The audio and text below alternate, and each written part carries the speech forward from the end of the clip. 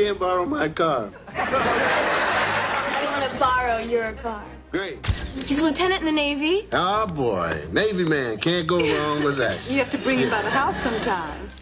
I was just nervous because I know people watch you and judge you and see how you move or whatever, you know. It was... In 1987, Lisa Bonet filmed one scene that ended her relationship with Bill Cosby forever. For years, she'd played the innocent Denise Huxtable, but this film was different. The scene was so explicit, censors nearly banned the movie. When Cosby saw it, he was furious. And now, of course, he hasn't seen the film yet, has he? And has he commented anything at all about the controversy of it? Yeah, just that it's boring and stupid and don't worry about it. At 19, most TV stars would do anything to stay on a hit show. But had Lisa walked away from The Cosby Show and never looked back, because what she knew about America's favorite TV dad was too dark to ignore, and it would stay buried for 30 years. So let's get into it. I think, like a lot of people, I was really giving Bill the benefit of the doubt. This was not the man that I knew. This is not the man that I worked with.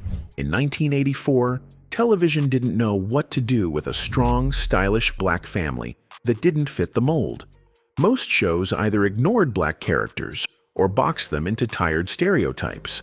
So when Bill Cosby, already a beloved figure from Stand Up and I Spy, pitched a sitcom about an upper-middle-class black family, it felt groundbreaking. Cosby had one goal: to reshape how America saw black households. No more poverty storylines, no more dysfunction, just a clean, wholesome version of black excellence. NBC, hungry for a hit, gave him something rare: full creative control. That meant Cosby wasn't just the star, he was in charge of everything. Then came The Cosby Show. This thing can sell anything. But you must also remember that this grows up. Cosby cast himself as Dr. Cliff Huxtable, a goofy but wise OB-GYN, with Felicia Rashad as his sharp, elegant wife, Claire. They lived in a Brooklyn brownstone with 5 kids, and they tackled family problems with humor, love, and a little lecture at the end of every episode. This wasn't just a sitcom. It was a cultural reset. Each child had their role. Sandra was the overachiever. Theo was the lovable troublemaker. Vanessa fought to be heard, and Rudy was the adorable scene stealer. But one daughter stood out for different reasons: Denise. Martin's told me twice that his mother can't stand me. She thinks that I'm a flake. Can you believe that? Played by Lisa Bonet, Denise was the rebel. She wore layered clothes, had untamed curls, and brought an edge that the rest of the cast didn't have. She was unpredictable, creative, and effortlessly cool. Viewers couldn't take their eyes off her. She became a style icon, a personality blueprint for young girls everywhere. Denise Huxtable wasn't just a character, she was a movement. Behind the scenes, everything looked just as polished. The cast said Cosby ran a disciplined set, strict but nurturing. He coached them like a professor of comedy. Ratings were astronomical. The network was thriving, and The Cosby Show became a symbol of what TV could be when black stories were centered and respected. Awards flooded in: Emmys, Golden Globes, NAACP Image Awards. Critics praised the show. Parents trusted it. Schools even used it as a teaching tool. For a moment, it felt like Cosby had created a new American dream. But even dreams cast shadows. I'm gonna bring somebody over to play. Who? My boyfriend. Come on. What the public didn't see was the tension quietly building behind the scenes, especially between Cosby and Lisa Bonet. She was growing into her own power, attracting attention far beyond the show. And Cosby didn't like that. Lisa didn't fit neatly into the image he wanted to protect. She didn't stay quiet. She didn't conform. And slowly, she became a problem. Not because of bad behavior, but because she refused to play by his rules. The control Cosby had over the show wasn't just about scripts and camera angles. It extended to the cast's personal lives, especially the young women. And Lisa, as bold and independent as she was, started pushing back. At the time, nobody talked about it. Not on set, not in interviews. But now, looking back with fresh eyes, the pattern is hard to ignore. What we saw as a perfect TV family was actually hiding secrets so dark they wouldn't fully surface for decades. Because while The Cosby Show gave America its ideal household, Lisa Bonet was quietly signaling that something wasn't right. And no one was listening. By 1987, The Cosby Show was still on top of the world. The Huxtables were household names. The network was booming. And Bill Cosby? He was more than just a comedian. He was a cultural icon, a symbol of clean entertainment and family values. But behind that polished image, something was shifting. And it started with Lisa Bonet. She was just 19 then, still playing Denise Huxtable, still showing up every Thursday night in her oversized sweaters and unpredictable energy. It's my money in my bank account in my name. You're acting like I'm asking you for your money, and I'm not. To audiences, Denise was the free spirit of the Huxtable clan. Quirky, lovable, a little rebellious, but still within the safety of Cosby's carefully controlled world. But Lisa Bonet, the actress behind her, was already miles ahead of the role. She wasn't trying to act grown. She was grown, and she was ready to show it. That same year, Lisa made a career move that changed everything. She signed on to star in Angel Heart, a dark, supernatural thriller opposite Mickey Rourke. The film was nothing like The Cosby Show. It was gritty, sexual, and intense. Lisa's character, Epiphany Proudfoot, was central to the movie's most disturbing themes. There was violence, blood, and a controversial love scene with Rourke that nearly got the movie banned. Censors forced it to be re-edited to avoid an X rating. For audiences who still saw her as Denise Huxtable, it was jarring. For Cosby, it was infuriating. Lisa wasn't just stepping outside the box. She was demolishing it. Her photo shoot for Interview magazine, semi-nude, raw, and unapologetic, only added fuel to the fire. This wasn't a Cosby kid move. It was the exact opposite, and Cosby took it personally. To him, it wasn't just a creative difference. It was a threat. He had built The Cosby Show as a model of Black respectability, a clean, safe image for white and Black America alike. Lisa's choices didn't fit that brand. And worse, she wasn't asking for permission. The conflict between them escalated quickly. There were whispers of fights, of icy silence on set, of Cosby accusing Lisa of being difficult. She arrived late sometimes. She pushed back. She had thoughts of her own, but it went deeper than that. Cosby didn't want her evolving. He wanted her obedient, and Lisa was done being managed. In public, they kept it civil. Cosby blamed growing pains. Lisa talked about creative freedom, but underneath, a real battle was forming. Lisa had outgrown the show and Cosby's grip. Then something strange happened. Cosby gave her a spin-off, A Different World, which followed Denise to college. On the surface, it looked like a gift, a new chapter, a chance for Lisa to lead her own show. Love me, stand behind me, come what may. It looked like the perfect solution. Lisa could grow as an actress, and Cosby could keep her close. But keeping her close was the key. Even though A Different World was technically Lisa's show, Cosby still pulled the strings. He picked the showrunners. He picked the writers. He picked the cast.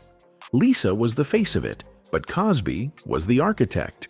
She hadn't escaped the system. She had just moved to a different room in the same house. The first season kicked off strong.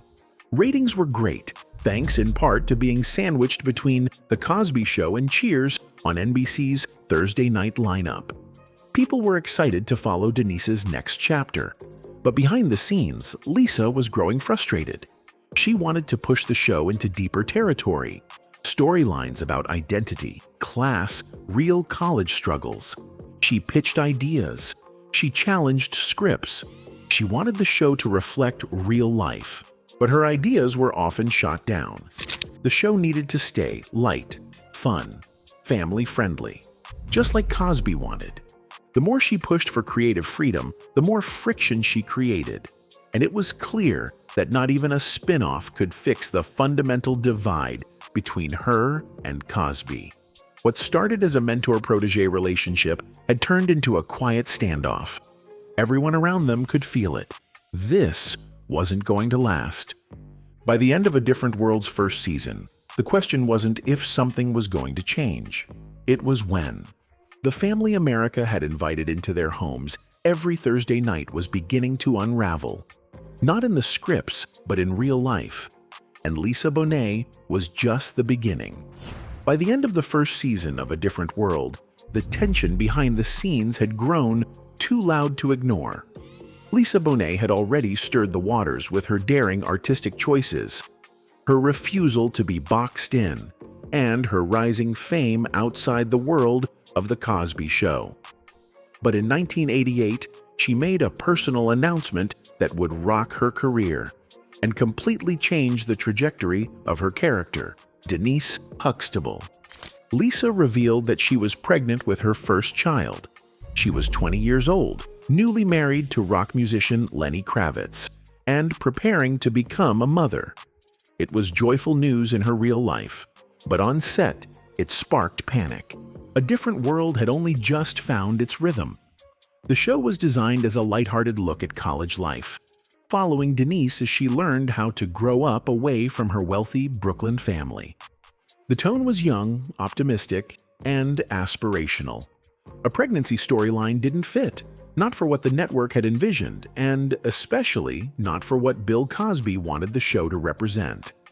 A college student dealing with motherhood could have opened the door to powerful storytelling, but Cosby didn't want complexity. He wanted control. And I said to him, I explained to him how I wanted to use it on the show, because that would be a great thing to see a girl who's upper class kid, having a baby, not married. Behind closed doors, producers debated the options. Could Denise raise a baby while going to school? Could they hide Bonet's pregnancy with creative camera angles and baggy clothing? Or did this mean they'd have to send her character away, at least temporarily? Cosby quickly made the call. Rather than adjust the story to accommodate her real life, he pulled Bonet off A Different World altogether. The official statement said it was for creative reasons, and that Denise was needed back on The Cosby Show. But insiders knew better. This was about reining Lisa back in, about putting her back under Cosby's watchful eye after what he saw as too much independence. When she returned to The Cosby Show, things were noticeably off. The character of Denise, who had just begun her journey as a college student, was suddenly back at home with barely an explanation. She'd taken a break from school, the show claimed, but never said why or for how long. No mention of what happened at Hillman College. No reflection on the growth she'd experienced there. Writers struggled to integrate her into storylines that made sense. Her presence felt tacked on, and her screen time was reduced even further after she gave birth to her daughter Zoe in December 1988. As the show moved into new seasons, Lisa became more of a background player, occasionally appearing, but rarely driving any major plots. By 1991, the situation was falling apart. Bonet officially left the show. The press release was brief and cold. NBC thanked her for her contributions and offered no further comment. Then came the problem. What to do with Denise Huxtable? That's when The Cosby Show introduced a sudden, last-minute development. Out of nowhere, viewers were told that Denise had gotten married to a Navy man named Martin Kendall.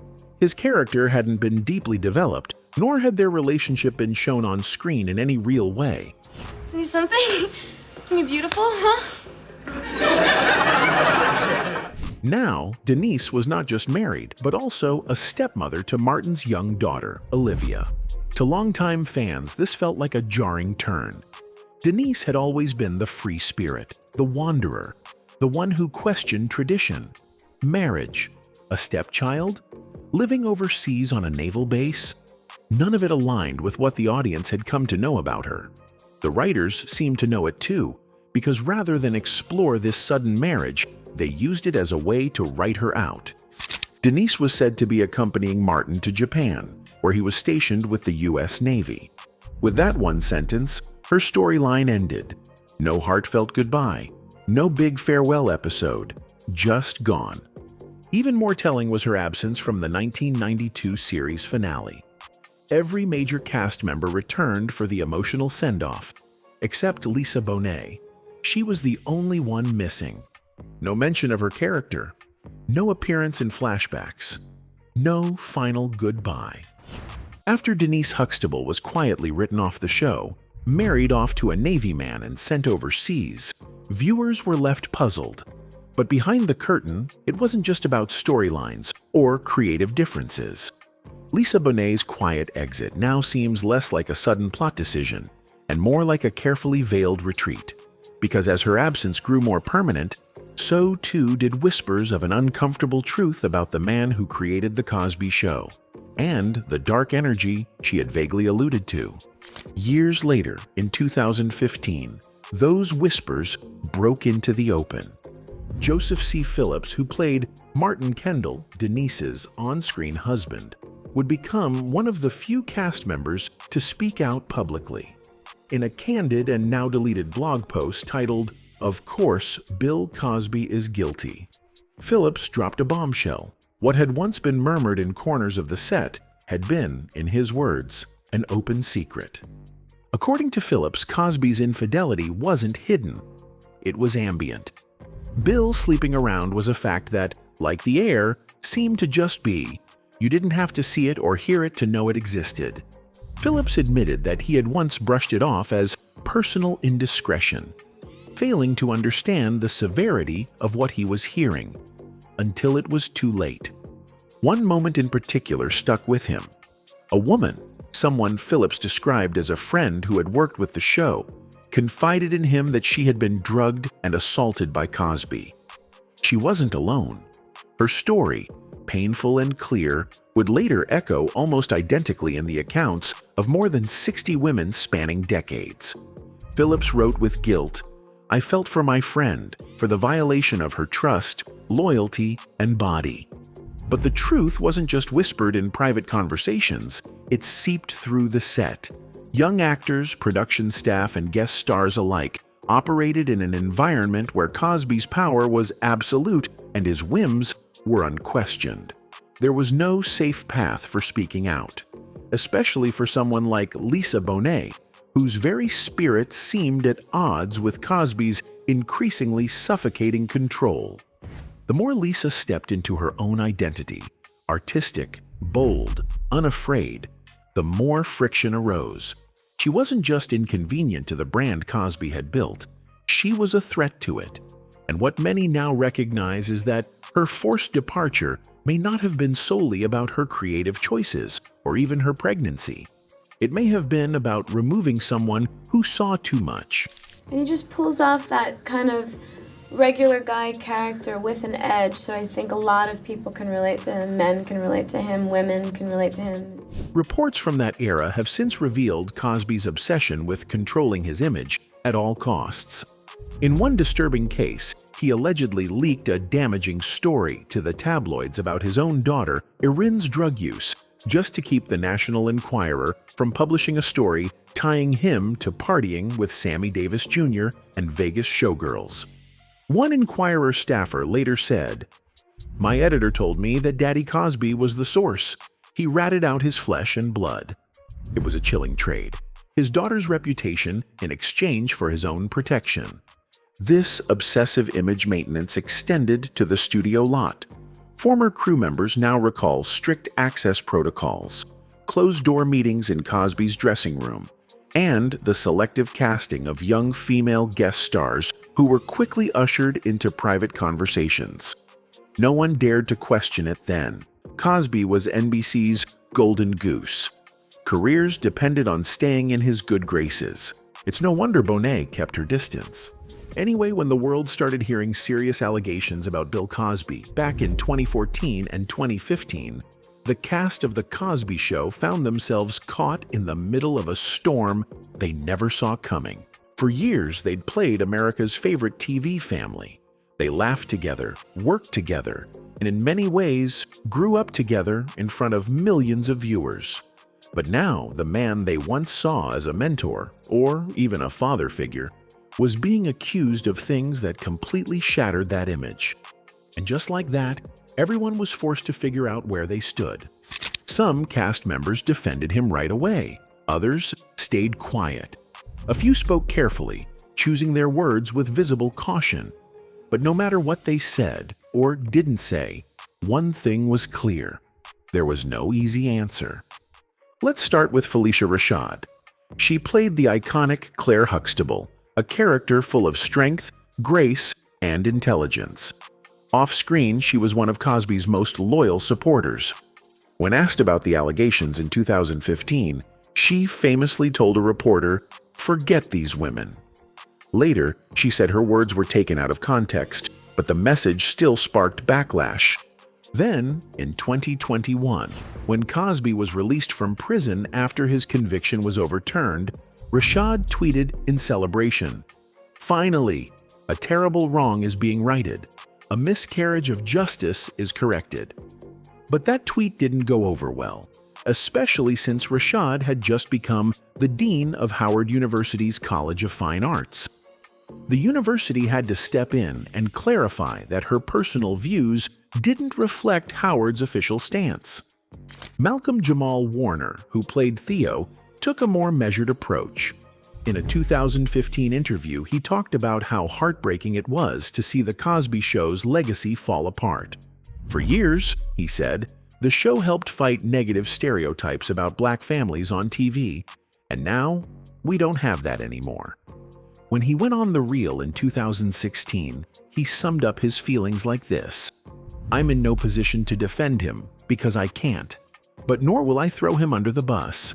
Honestly, my biggest feeling is I feel sad for, just the way this whole, just the way the whole story has come about. You could hear the struggle in his voice.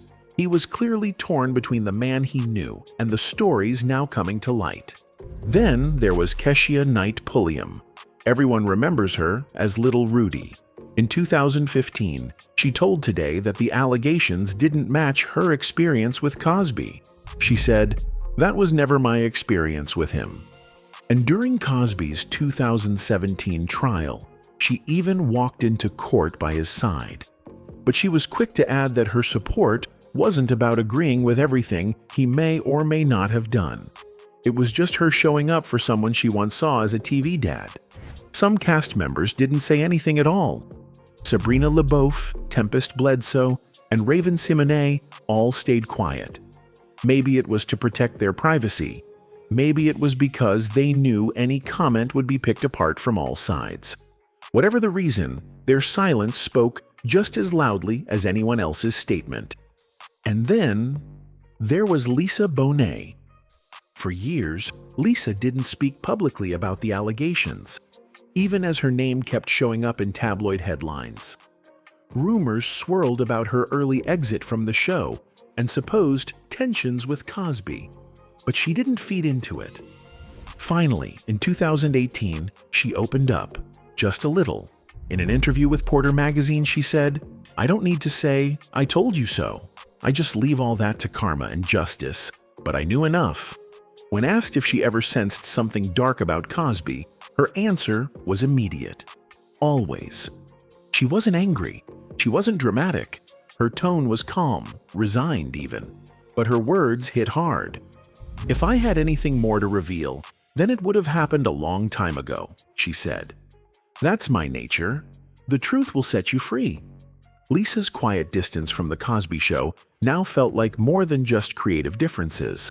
Looking back, it almost felt like her silence was its own kind of statement. Not one of revenge, but one of self-protection. And in that one sentence, I knew enough. She gave more insight than a press conference ever could. In any case, The Cosby Show gave America a new image of black excellence.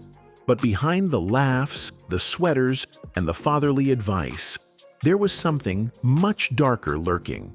For Lisa Bonet, Her early exit doesn't just look like creative differences anymore.